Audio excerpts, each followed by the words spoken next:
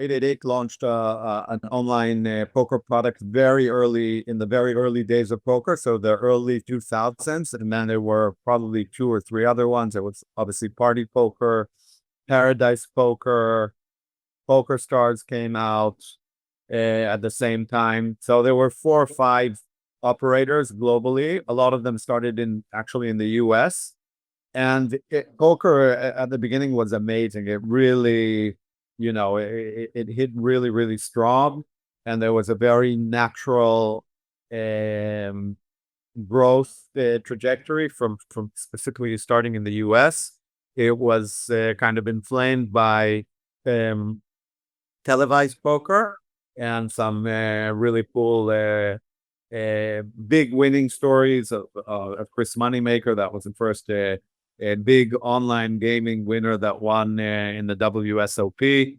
There was poker shows like the WPT on TV in America. So really strong, started really strong in America, and then it crossed the ocean into Europe, also very fast, and hit the UK, hit Scandinavian markets, and there was a huge excitement around poker in the, I would say, between 2001 to 2010. And obviously it closed in America in 2005. That had a big impact on the poker industry. And then I think everyone, as it's matured, I think everyone realized that poker, the main driver of a good and quality poker network is liquidity, and how finding a way to offer recreational poker players a chance to play and to enjoy without getting fleeced from their money from professional players. So I think as the industry matured and as more liquidity pools split out because of regulation, and it was some of the European markets at the beginning, like France and Spain and Portugal and Italy. Um, and obviously, as America became illegal after PASPA, and then it was quite apparent that poker is becoming a more challenging category. And instead of continuing to grow, it froze or even squeezed. I would say global poker today is worth. I don't have the exact figures, but my estimations would be somewhere between $1 to $2 billion. So it's actually the smallest category. I think it's more or less the size of bingo today. So it's a shame because it's a great game. It's a really fun game. It created a lot of cool events and content, and a lot of people really enjoyed playing. It's actually my favorite game within the industry in terms of playing.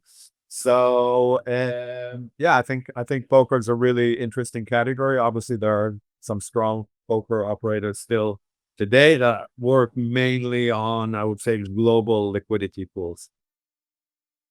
Yeah, so the last 2 years for me have been super interesting. I'm doing a few things. One is I'm advising companies that want to scale. So these are quite significant already companies, not startup companies, but already have a significant business in online gaming, online media, social gaming as well.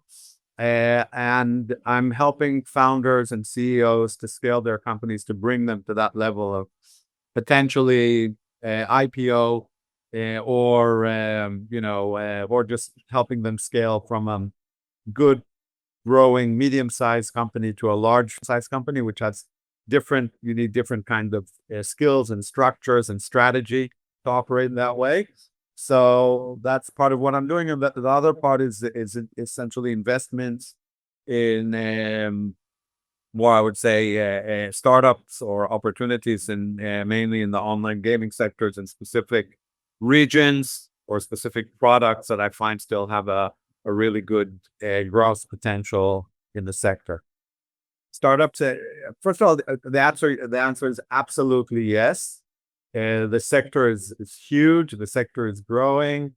The sector needs more innovation, more technology. Obviously, the whole area of AI is developing now, and I think that will bring a new wave of products. We're already seeing some of them in terms of kind of customer management, CRM, and based on AI models.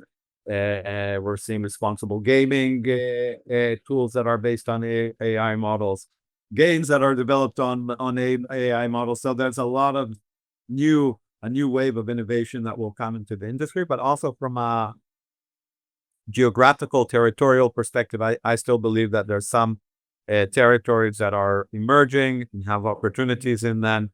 And that's where I'm looking at it from an investment perspective.